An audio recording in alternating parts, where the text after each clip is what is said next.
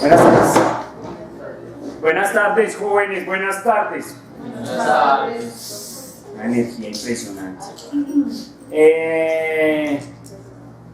Bueno, vamos a leer este librito. Es más biográfico de Niels Bohr.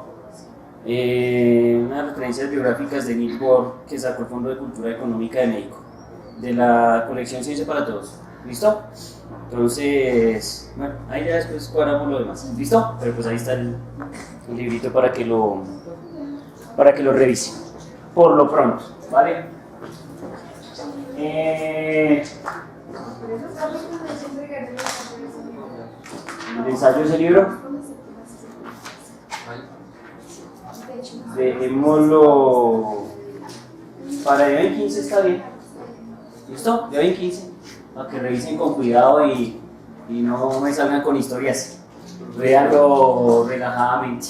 El otro, el de la habitación, que no sé qué. Ese no lo traigo. Sí, se me olvidó otra vez. Bueno, ese después lo traigo también. Lo leemos. Ese está bueno. Ese es muy bueno. Por lo pronto leamos ese como con calmita. Y ya traigo el otro. ¿Listo? No hay lío. Bueno, compañeritos, les tengo noticias.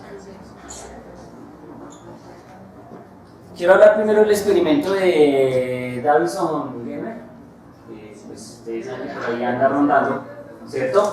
Quiero que revisemos un poquito en qué consiste, qué probó, porque realmente estamos en un punto crítico. Estamos en el año de 1924, cuando Louis de Broglie plantea la hipótesis de que es posible que la materia tenga un comportamiento ondulatorio. ¿Estamos de acuerdo? Estamos en ese punto. Nosotros ya encontramos unas relaciones matemáticas que nos dan cuenta de eso. ¿Estamos de acuerdo?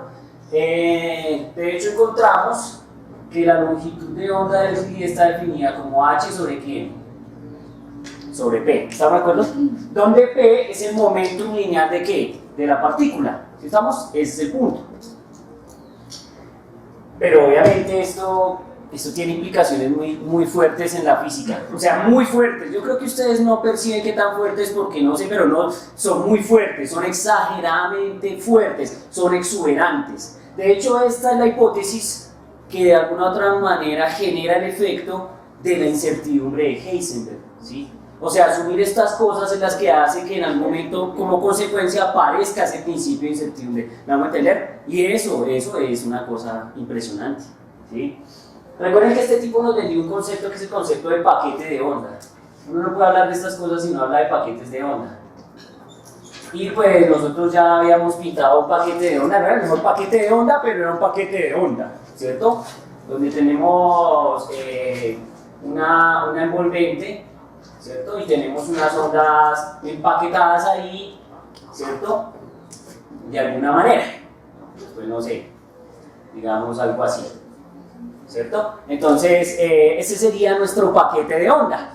Obviamente nuestro paquete de onda, pues efectivamente debe tener una ecuación, una función de ¿qué? De onda, una función de onda, ¿sí? No ecuación de onda, porque aquí de ecuaciones de onda la gente ¿qué? No sabe. Aquí la gente sabe que hay unas funciones de onda que generalmente las describen de esta manera, como phi de x o de r si quieren, para ser más generales, de r, ¿qué? T. Así generalmente las vamos a describir de aquí hasta que ¿qué? Hasta que nos cansemos, ¿sí? Eso es muy importante. Cuando este tipo, Louis de Broglie, escribámoslo acá,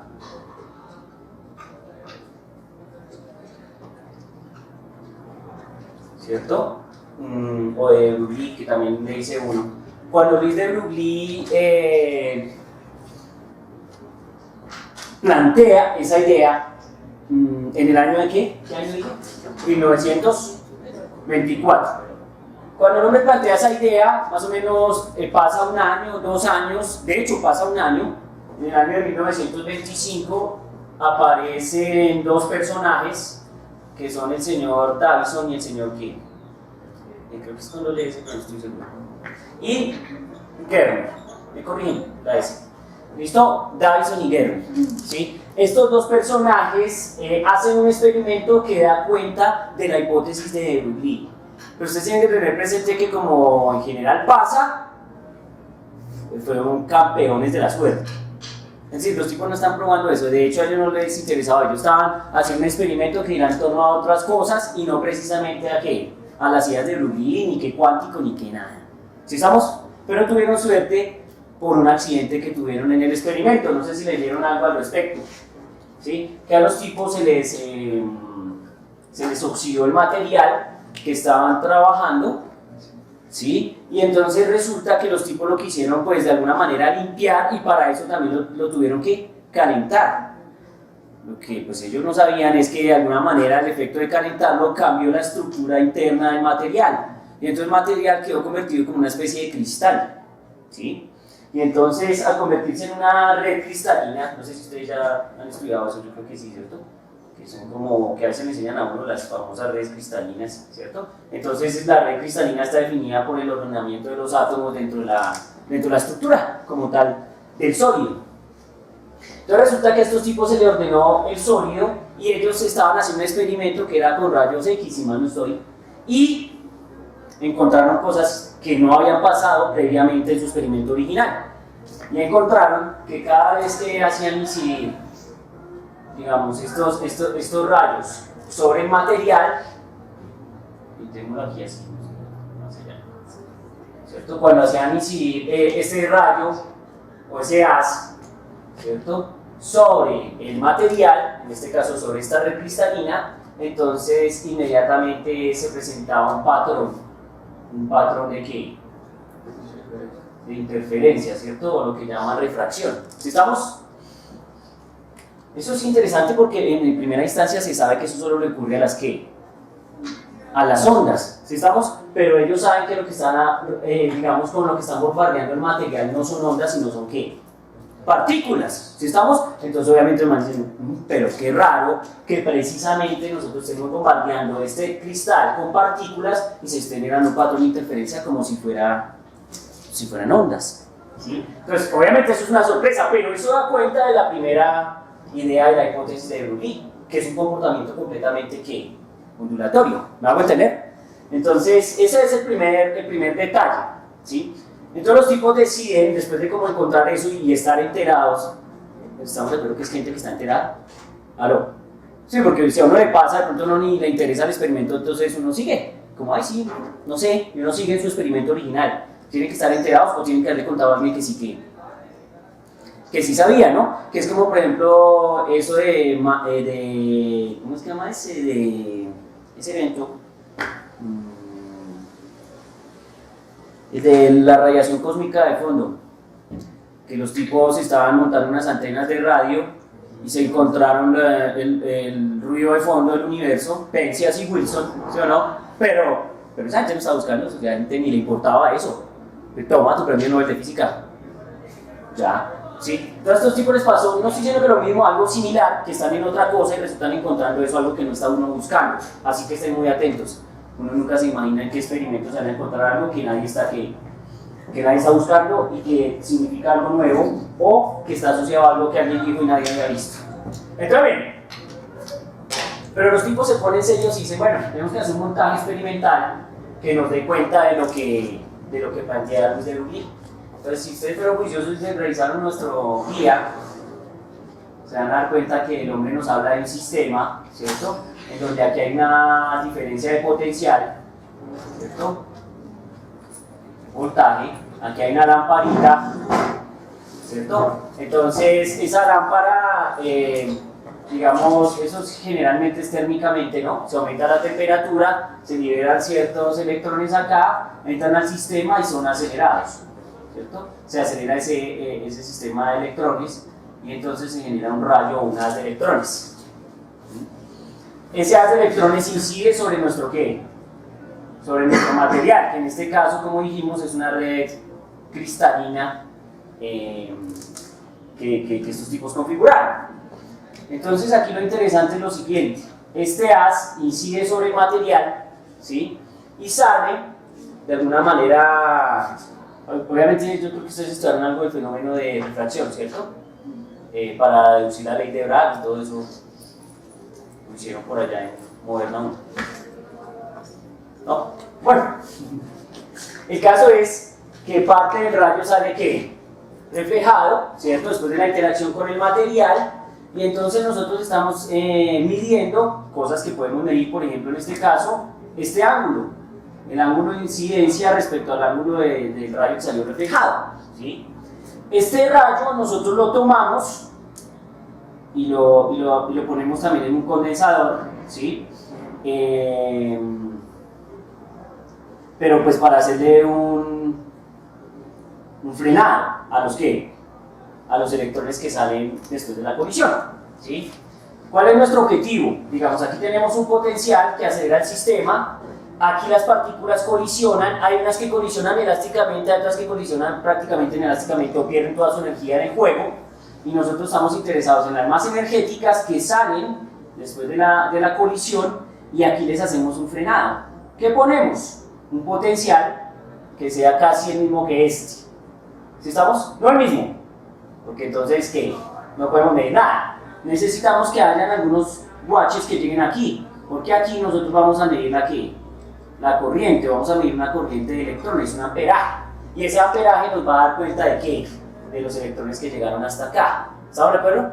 El experimento en general y muy light es así de sencillo, ¿sí? Obviamente el material no es cualquiera, ¿no? Es un material cristalino, no me acuerdo, creo que era zinc, pero no estoy seguro.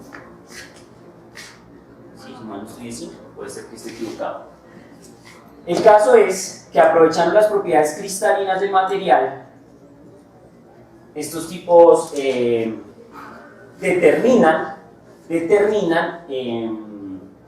la longitud de onda asociada al patrón de interferencia. Es decir, esta es la forma de saber todo lo que tiene que ver con el efecto de interferencia. Por ejemplo, este ángulo, ¿sí? Que ese ángulo no era cualquiera, ese ángulo les dio de qué orden. Sí, eso es de lo que yo le puse teta, lo quiero phi mejor, ¿vale? Para diferenciarlo. Entonces, el ángulo phi es como de 50 grados, ¿sí? Según el experimento.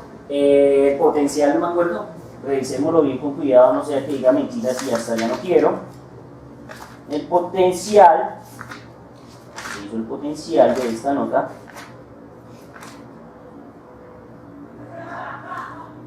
El potencial es de 54 electronvoltios. ¿Sí? El potencial es de 54 electronvoltios. Tengan presente que ellos no son los únicos que trabajan en el experimento. Hay otro Thomson, no el Thomson, creo, del mismo Thomson, sino otro Thomson, que, creo que es el hijo, ¿cierto? Y este tipo Thomson hace el mismo experimento, pero él lo hace, digamos, con otros materiales. De hecho, es más como rejillas. ¿Van a entender? Ese cumple más, es que este es distinto.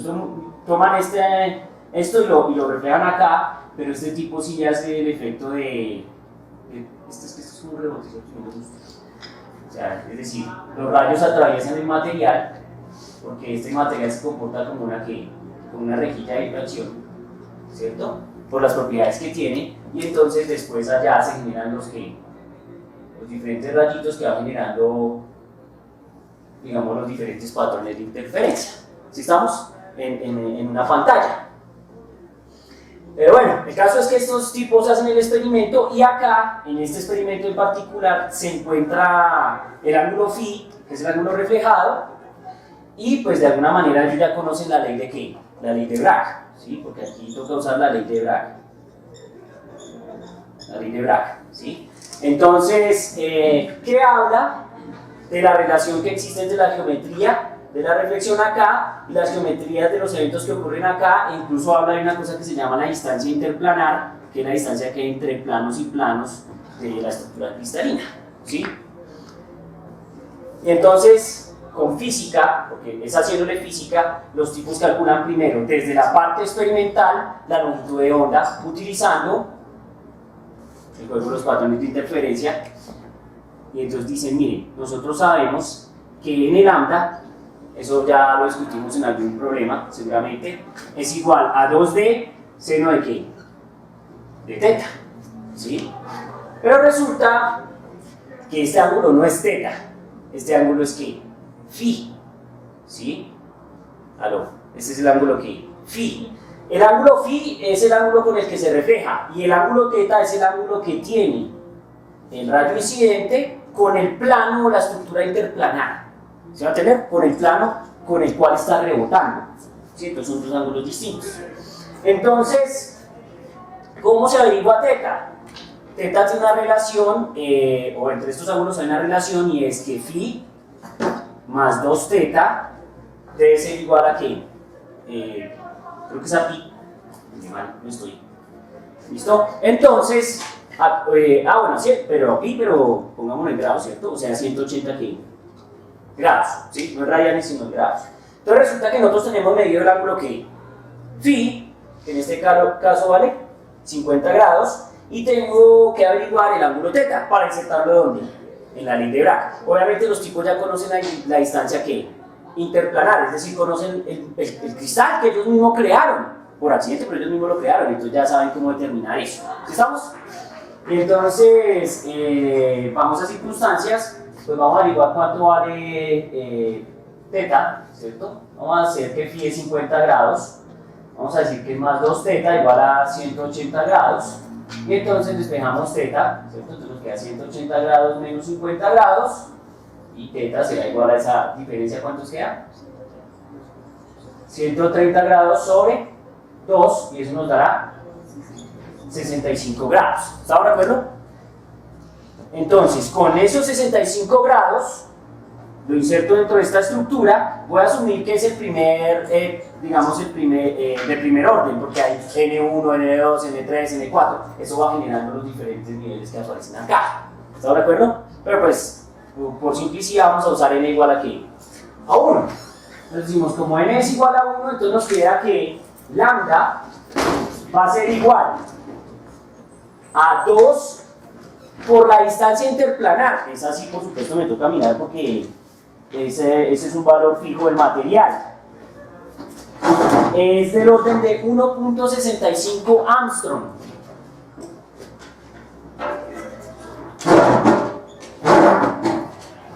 Multiplicado por el seno de ¿qué? De 65 grados. ¿Estamos de acuerdo?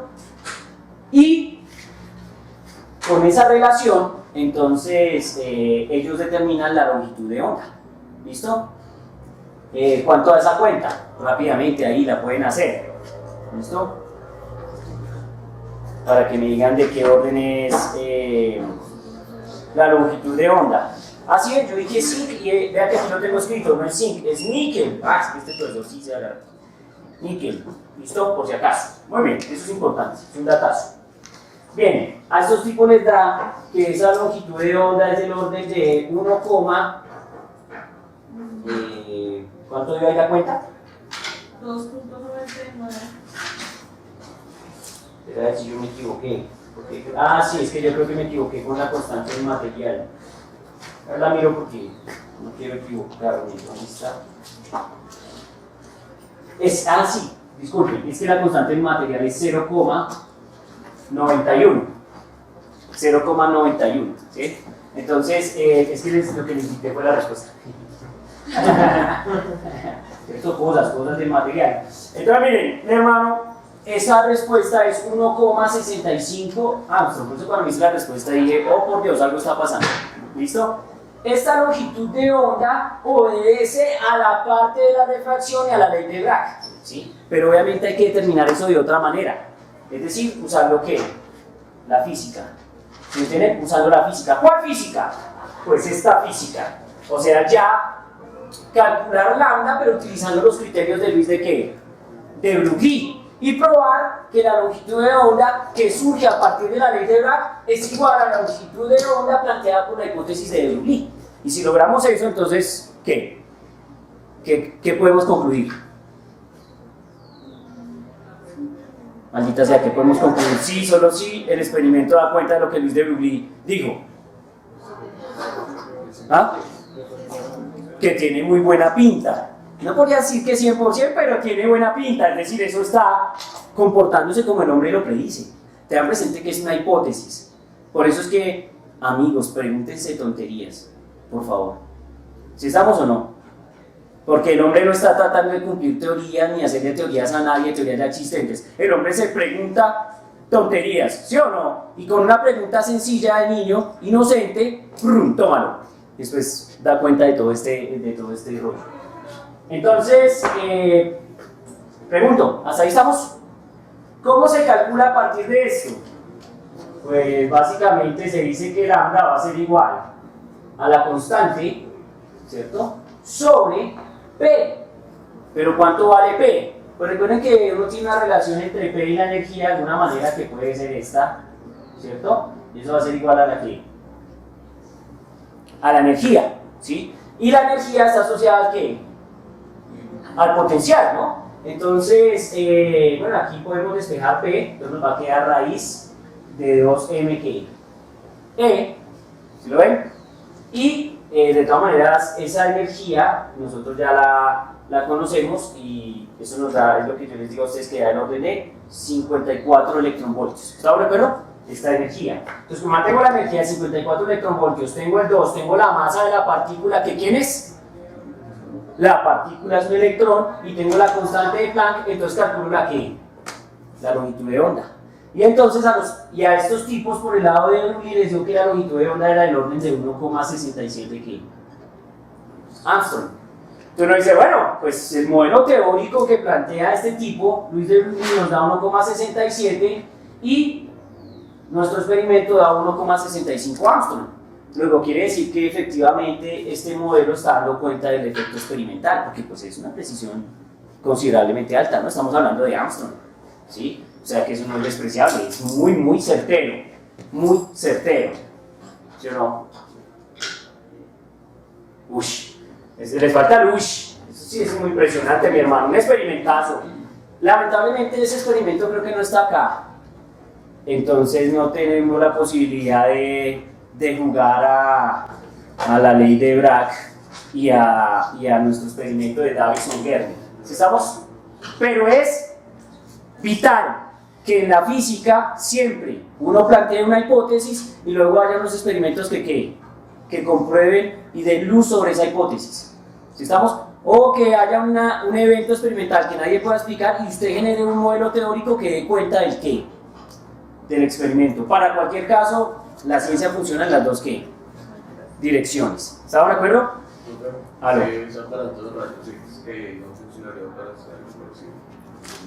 Pues podríamos intentarlo, pero quién sabe cómo estemos para mirar si tenemos algún cristal o alguna cosa así especial para hacerlo, porque pues eso no creo que sea trivial. No es como lanzárselo a la sal y mirar a ver qué pasa, ¿no? Cristales de sal o alguna cosa así rara. Pero sí sería interesante, uno podría mirar a ver qué hay, si se puede montar. No sé, ya te voy a preguntar, les consulto a ellos que ellos sí saben. ¿Listo? Amigos, ¿cómo lo ven? ¿Cómo lo ven? ¿Bien? Entonces, primero quería contarles eso para dejar planteado y dejar ya listo lo que es la hipótesis de Broglie y los planteamientos de Luis de Broglie. Desde el inicio hasta el final. Concepto muy importante. ¿Qué? Paquete de onda. Paquete de onda es el concepto. Ese es el más concepto de todos los conceptos que necesito que tengan que claro, completamente claro, clarísimo. ¿Sí estamos? Porque miren las consecuencias que tiene ese concepto. Miren las consecuencias. No hay perjuicioso, voy a empezar a rayar seriamente. Porque lo que quiero hacer hoy, que es lo que me tiene entusiasmado, es vamos a intentar deducir el principio de incertidumbre de Heisenberg. Pero no voy a usar operadorcitos de no sé quién con dagas no sé dónde y no sé qué. No. Vamos a hacer a lo maldita sea. Es decir, echar unas cuentas ahí. Ustedes que les gusta todo eso, que transformadas de Fourier inversa y no sé qué problemas, no sé qué frontera. Eso, por ahí. ¿Estamos de acuerdo? Así que emocionense porque no lo van a ver muchas veces y tampoco es que se encuentre muy seguido. Esa demostración no es trivial. ¿Sí? Entonces, miren. Pasa lo siguiente. En primera instancia, quiero que tengan presente lo siguiente.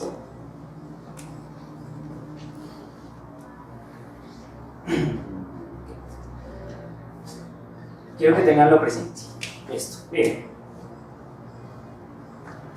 Voy a poner una función que sea de este tipo. ¿Sí? Eso puede ser una función de ¿qué? De onda. Eso se comporta como un paquete de onda. ¿sí? Y supongamos que esto se desplaza sobre el eje que X. ¿Listo? Por supuesto tiene una amplitud, en fin. Pero, o uno lo puede llamar simplemente phi de X, ¿cierto? Uno la está plasmando ahí, ¿sí? Phi de X. Si quiere coma T, pero pues ahorita por lo pronto estoy interesado en X.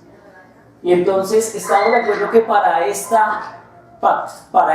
paquete de onda, estamos de acuerdo que para este paquete de onda, la longitud de onda es perfectamente definida. ¿Aló? ¿Sí? Es decir, miren, la longitud de onda de este paquete de onda es tan nítido que de cresta a cresta y de valle a valle la puedo pintar desde el inicio. ¿Desde qué? ¿Desde cero hasta dónde?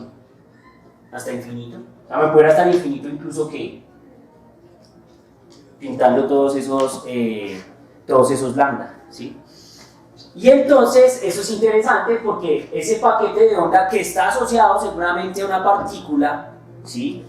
Me está dando cuenta de algo muy interesante y es, me está diciendo, mire hermano, usted para esta partícula con 100% de certeza, porque la longitud de onda está bien definida, siempre, en todo lugar, entonces con 100% de certeza, usted conoce perfectamente P para esa partícula. ¿Por qué? Porque usted siempre tiene conocimiento de quién, de lambda. Entonces, si usted siempre conoce lambda, y pues ya sabemos que la constante es constante, pues por lo tanto usted conoce ¿qué? El momento de la partícula siempre. Pero entonces queda una pregunta. ¿Dónde está la partícula?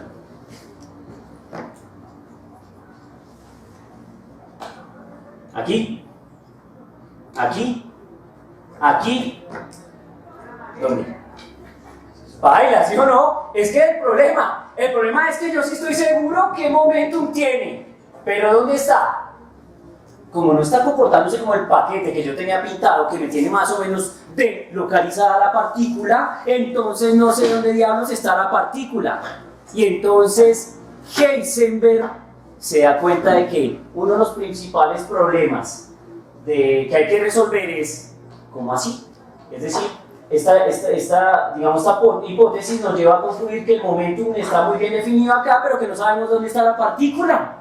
¿Qué vamos a hacer? Y luego después concluyen, que es un poquito más difícil de probar, pero que digamos aquí, bueno, ¿cómo lo explico para no, porque quiero ser muy técnico, pero también quiero ser físico y si no ahí la embarramos. Bueno, resulta que cuando... No, todo bien. Bueno, preguntas, ¿ahí está claro? ¿Sí? Perfecto. Entonces, se prendieron las alarmas. Se prendieron las alarmas porque eso es realmente un problema. Y es chévere, miren, mientras este tipo está preocupado por este efecto, o sea, ¿quién? Heisenberg.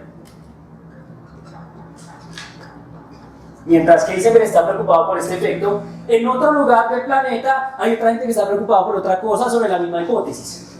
Y es, el hombre se clava con esto. El man dice, tenemos un problema. ¿Cómo es posible que no sepamos la posición de algo? Tenga presente que el paradigma positivista clásico está 100% vivo ahí, ¿no? Es decir, que pues que tenemos que saber dónde diablos está la partícula y conocer su momentum siempre. Y ahora resulta que aquí parece ser que sabemos qué momentum tiene, pero no sabemos dónde diablos está. Y eso pues obviamente es muy peligroso. ¿Sí estamos? Y en otras tierras hay unos tipos que vieron el mismo postulado, pero se preguntaron cosas distintas. Pero oiga, entonces si las partículas son ondas, ¿cierto? O sea, se comportan como ondas en algún momento y las ondas en algún momento se comportan como partículas, entonces toca hacer una ecuación de onda. Pero especialmente ¿para qué? Para las partículas que se comportan como ¿qué? Como ondas. Entonces mientras los unos están tratando de encontrar una ecuación de onda, los otros están tratando de resolver este detalle. ¿No ven? He ahí el meollo del asunto. Yo creo que ya eso que acabo de hacer lo he contado en varios experimentos distintos. También les conté lo de Oersted, lo de Ampère y lo de Faraday, ¿no? Gente que ve lo mismo pero no se pregunta qué. Lo mismo, se pregunta cosas distintas. Entonces, bien, póngale cuidado. Resulta que para crear los paquetes de onda, porque los paquetes de onda se crean ¿cómo? Es decir, uno tiene un paquete como estos y la pregunta es, profe, ¿y cómo se crean esos esos paquetes. Pues esos paquetes toca crearlos a la luz de estrictamente la matemática. O sea, esto se crea es usando ¿qué? Pura y llana matemática.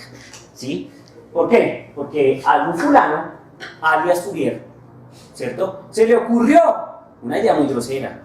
Bueno, yo no sé ustedes qué opinan, pero esa idea es muy grosera. El tipo dice, mire, yo tengo esto.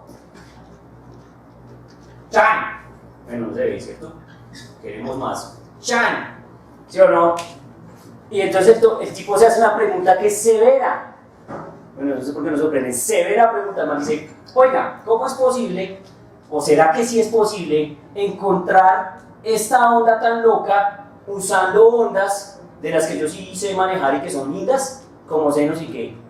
Y cosenos. Entonces la pregunta del man es, ¿qué suma de senos con no sé qué cosenos, no sé, digamos aquí, no sé, cosenos, ¿sí?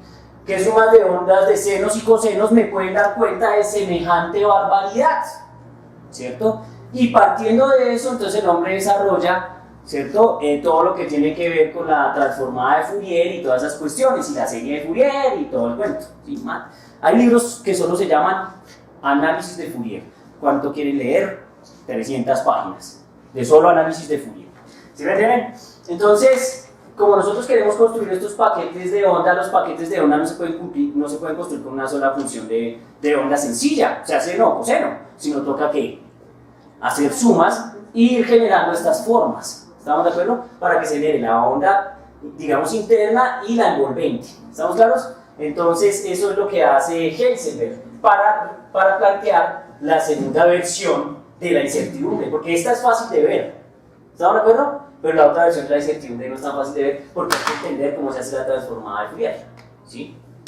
Entonces, lo que yo quiero que ustedes vean es cómo usando la transformada de Fourier uno puede inferir el principio de incertidumbre de Heisenberg. Pero entonces, primero, voy a escribir la transformada de Fourier para que ustedes la tengan ahí presente, que va a ser de esta manera. El phi de, no sé, voy a poner el phi de Churumbelo, que me gusta Churumbelo, ¿cierto? Phi de Churumbelo igual. Y entonces es una integral desde menos infinito hasta dónde? Hasta infinito de e a la menos Churumbelo, y en este caso, pues no sé, si quieren x, por una función que depende de x, ¿Qué está buscando esa transformación? Es una idea muy severa, y está tratando de crear una versión de esta función, pero ya no en términos del parámetro de posición x, digamos, sino en términos del Churumbelo, o de este parámetro. ¿Estamos de acuerdo? Es crear una función que dé cuenta de esta, pero en términos de ¿qué? De este parámetro, ¿sí? Entonces por eso es una transformada. Si ustedes recuerdan la transformada de Laplace, pues es una filosofía similar. Cojamos esto que está muy bravo, transformémoslo a un lenguaje S cuadrado, no sé qué es, que vaya, busquen la tabla a ver si se parece a alguna y luego devuélvala. ¿Están de acuerdo? Para allá la inversa. ¿Están de acuerdo? Entonces aquí se hace exactamente lo mismo. Esta sería la versión de transformada de Fourier que yo les tengo a ustedes. Realmente esto es estrictamente ¿qué? Matemático. Pero entonces nosotros estamos interesados en mirar quién es Churumbelo. Entonces resulta que Churumbelo, mi hermano, tranquilos, suena poco serio, pero es muy interesante. Churumbelo está asociado a una cosa que los expertos llaman número de onda. Y nosotros ya hemos discutido sobre el número de onda. ¿El número de onda qué? K. ¿Cómo se determina el número de onda en general en física para una onda? ¿Señor? 2pi sobre lambda. Pero como nosotros estamos re cuánticos, ¿sí o no? ¿Cierto? Pues yo hubiera podido escribir eso también, phi de k, o sea, Churumbelo está asociado a k de alguna manera, o si quieren pueden poner k para que suene serio. Pero el caso es que tengo que definir esto usando la mecánica o la física que cuántica. ¿Sí estamos? Pero yo ya tengo la ¿qué? La longitud de onda. Entonces con la longitud de onda de De Broglie construyo el número de onda k para ondas de las que yo necesito. Ondas de materia. ¿Estamos de acuerdo o no? Y entonces, bajo ese criterio, yo entonces digo, K va a ser igual. Pónganle cuidado ahí que eso es bien interesante. Yo digo, eso es 2pi sobre lambda, ¿cierto? Pero en este caso lambda es quién. Lo puedo escribir así. No voy a hacer de una, vamos a hacer de álgebra de vapor y página 2 como para que quedemos como príncipes. ¿Se lo ven? Y entonces nos queda esta estructura. Nos queda que K va a ser igual a ¿qué? A 2pi P sobre quién? Sobre H, ¿cierto?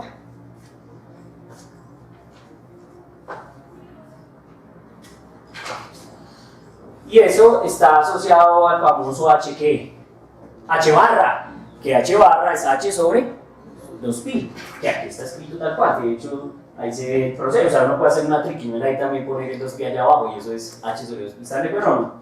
Entonces, por lo tanto, K va a ser igual a P sobre H que barra. Y ese sería nuestro número de ¿qué?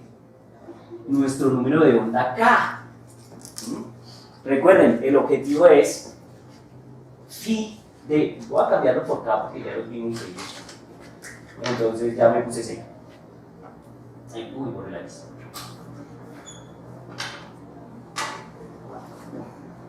¿Listo? Entonces, de alguna manera queremos pasar esto en términos de X a términos de ¿qué? Del número de onda K. ¿Sí estamos? Es la filosofía de la transformación. Entonces, pregunto, ¿hasta ahí está claro? Tranquilos, hay que pensar mucho antes de entrar a hacer lo que hay que hacer. De hecho, eso nos muestra que esa gente sabe mucho de casi todo. Es muy impresionante.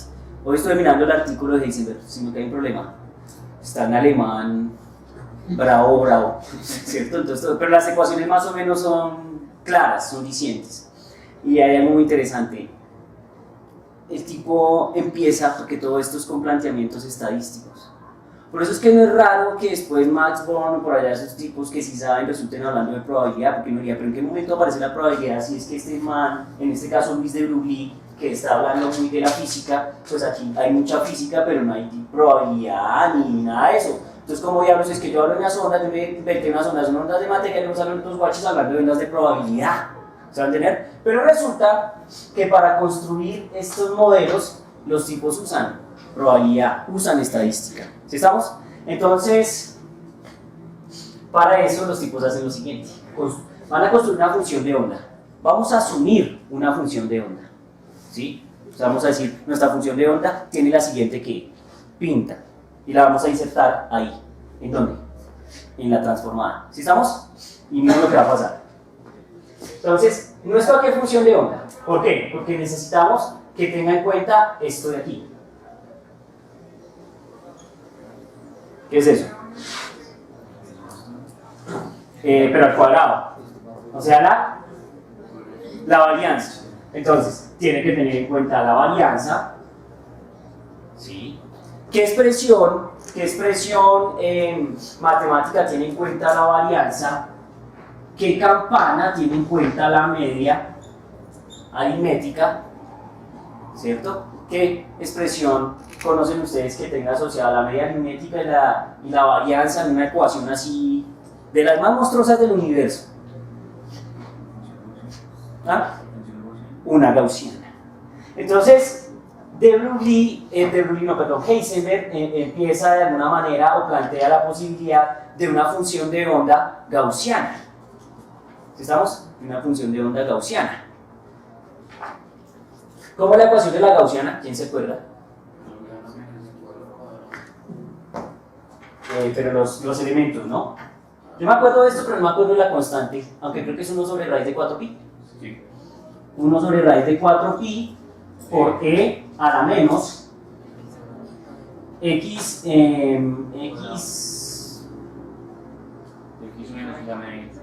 menos x media cuadrado sobre sigma cuadrado. ¿Está de acuerdo? ¿Y eso es igual a qué? Bueno, aquí sí creo que va abajo. No sé. Bueno, la constante ya no me interesa tanto, pero sé sí que va una constante. Me la busco, no sé a qué la constante nos haga daño, aunque creo que nunca usé esa estructura.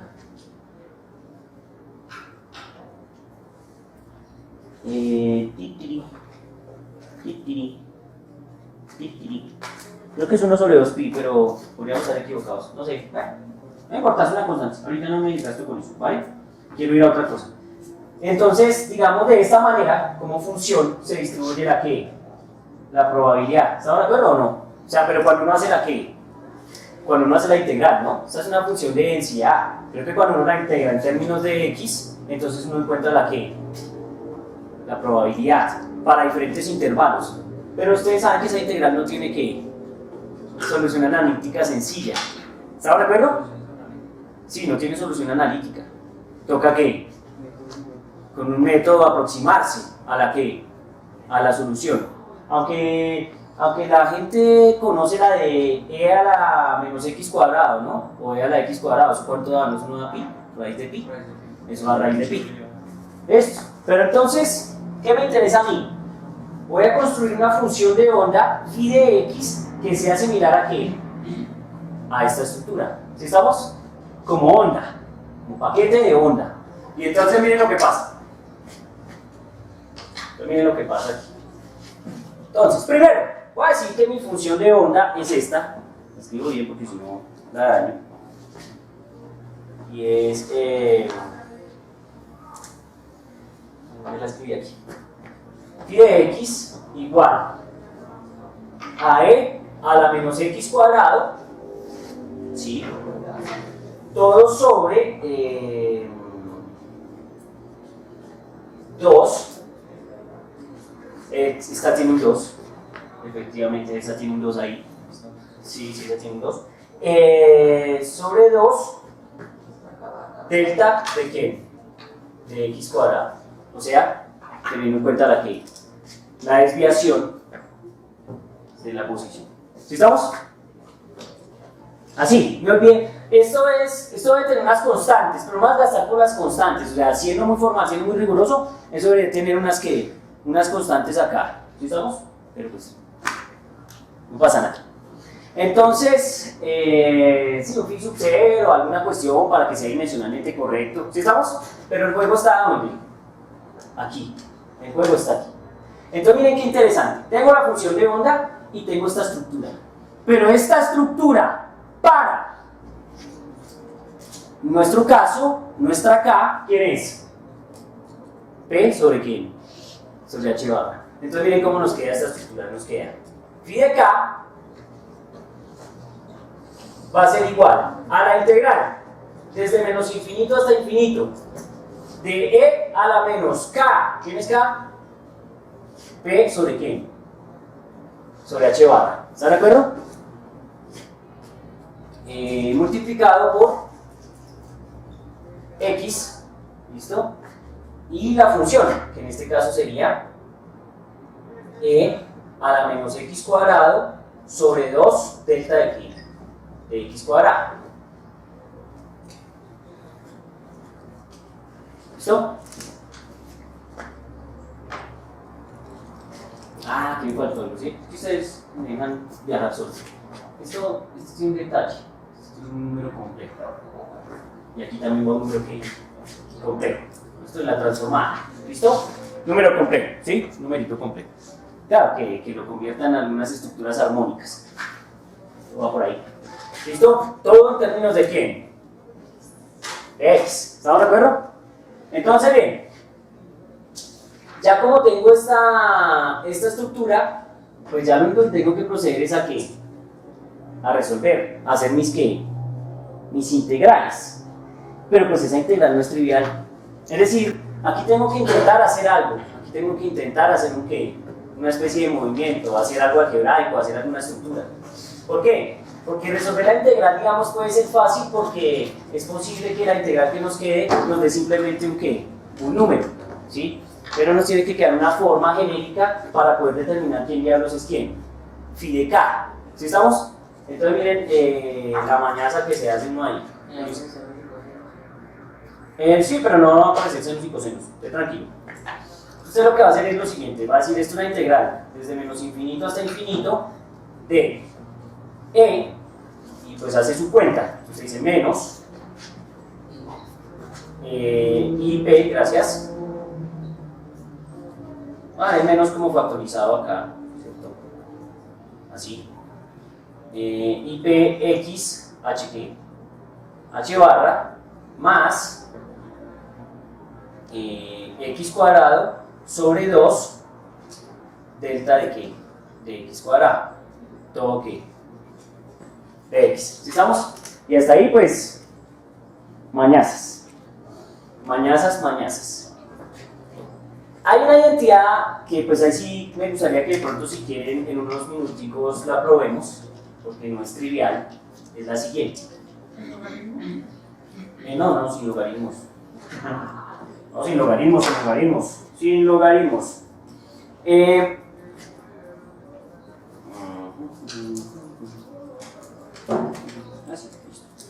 Vean que aquí incluso yo puedo hacer una factorizacióncita. Vean que estoy haciendo solo álgebra, no se preocupen por tanto eso, pero ahí estoy haciendo álgebra. Entonces digo, phi de k la voy a escribir ahora de esta manera. Digo, esto es la integral desde menos infinito hasta infinito de e a la menos un medio, o sea que factorice quién, este un medio acá, ¿sí? Ya les digo por qué, y me queda 2i px sobre h barra más x cuadrado sobre 2 delta de qué, delta de x cuadrado. ¿Listo? Ya. No, pero ya lo factoricé, no, disculpen. Entonces aquí ya no va el 2. ¿Están de acuerdo? Ya el 2 se va.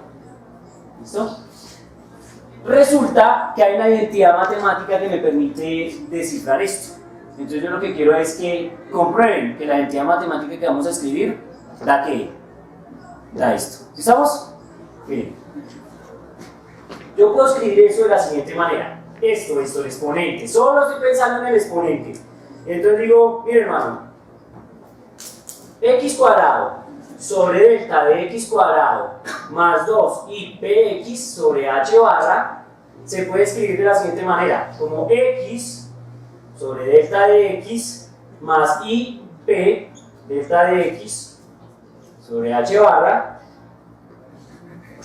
elevado al cuadrado más, o lo que llaman los expertos, completar el cuadrado. Sí, es como completar un cuadrado ahí. Y entonces queda p delta de x cuadrado todo sobre h barra cuadrada. Entonces, vamos a pausar nuestro video un momentico y van a rayar un momentico eso, es decir, partan de aquí y lleguen a donde, aquí, y probemos que eso efectivamente se cumple para poder seguir, porque ya casi vamos a acabar la integral, porque lo lindo es que es con exponenciales. ¿Sí estamos? Entonces voy a pausar acá y ya. Bueno, entonces ya que verificamos que efectivamente se cumple, ¿no? Es por el efecto del cuadrado en la i, ¿no? Entonces sale un signo negativo, se cancelan los términos y queda la misma estructura. ¿Estamos de acuerdo? No hay lío. Completamos el cuadrado y ya está. Entonces bien, como sabemos que eso es cierto, volvemos a escribir nuestra función phi de k de esta manera. Entonces nos va a quedar que esto es la integral desde menos infinito hasta infinito de e a la menos un medio, y aquí abro paréntesis, pero ya no voy a poner esto, ¿no? Obviamente voy a poner ¿qué? Esta estructura, ¿sí? Y entonces me queda x delta de x más p delta de x todo sobre h barra, y todo elevado al ¿qué? Al cuadrado. Pero entonces aquí hay que tener cuidado porque este menos un medio altera a la gente que está a la derecha, y eso incluye este término, ¿no? Entonces quedaría más p cuadrado delta de x todo al cuadrado sobre ¿quién? Sobre h barra al cuadrado. ¿Está de acuerdo? Y entonces miren, pasa algo interesante, y es lo siguiente.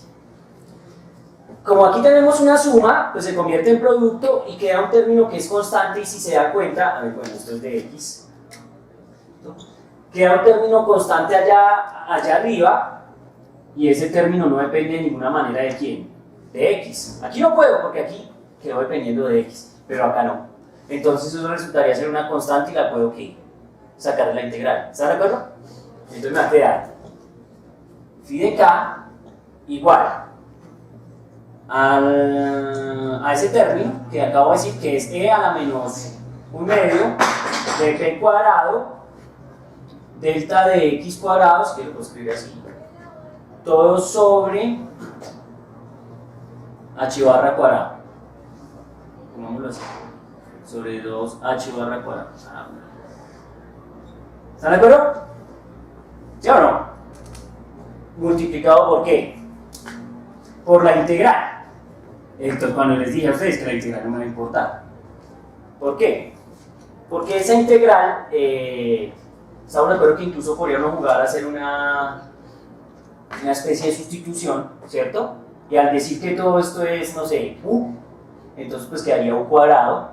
Tocaría averiguar el de u, que salían un poco de constantes ahí, un poco de cuestiones. ¿Están de acuerdo? Pero es lineal con x, así que solo salen constantes y queda de u. ¿Estamos de acuerdo? Pero no me interesa hacer eso ahorita.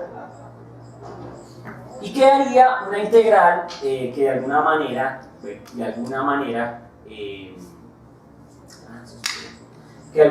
se parece a la integral de e a la x cuadrado o e a la menos x ¿qué?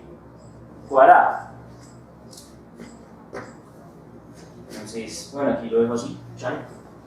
Entonces me quedaría que phi de k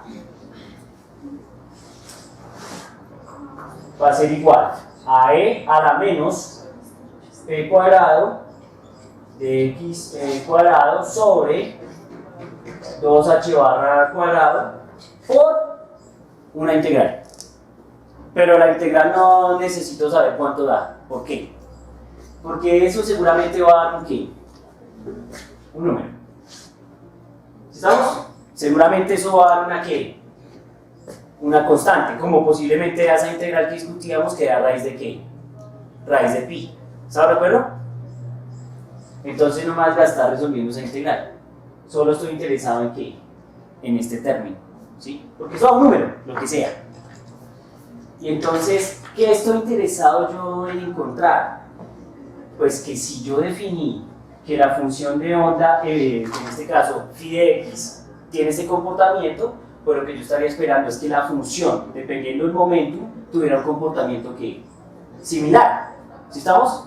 Y miren que según este criterio, más o menos podría ser similar o podría asociarlo a un comportamiento similar. Entonces lo que nos dicen, miren, el ideal sería que phi de k tuviera este comportamiento.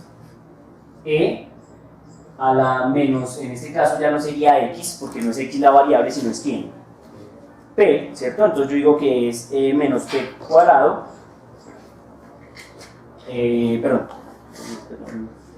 no quiero equivocarme ni un ápice. Menos p cuadrado sobre 2 delta de quién? De p cuadrado. ¿Sí me van a entender? Entonces, lo que yo quiero es que, y pues una constante, lo que sea, ¿sí? Pero lo que me interesa realmente es el qué? El comportamiento del sistema. ¿Se lo ven? Y entonces en analogía, como lo que me interesa es el comportamiento del sistema, el sistema está dependiendo solo de qué? Del exponente. ¿Se lo ven? O sea, lo que hace la diferencia ahí es el qué? El exponente. Y entonces, miren, lo que puedo decir yo entonces es lo siguiente.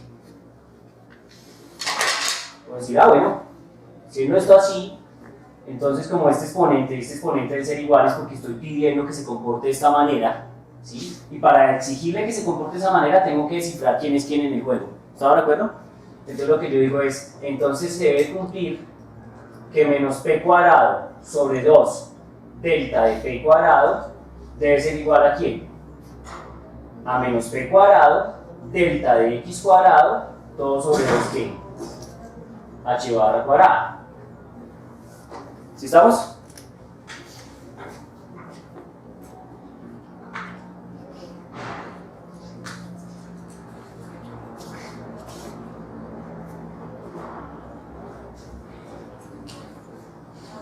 Y entonces, ¿qué pasó, maestro? No. Y entonces, acá tengo delta de p y tengo delta de qué? De x. ¿Sí? Hay pues un poco de cosas que son iguales. Estas cosas. Tengo el 2 que muere de 2, cacaroto, estamos en un momento sangriento. Y pues puedo pasar este tipo aquí a multiplicar acá y este tipo acá. Entonces me va a quedar que h barra cuadrado va a ser igual a delta de x cuadrado por delta de p cuadrada. ¿Sí estamos de acuerdo? Y ahora, pues bueno, saquemos una raíz cuadrada, ¿cierto? Y entonces nos va a quedar que h barra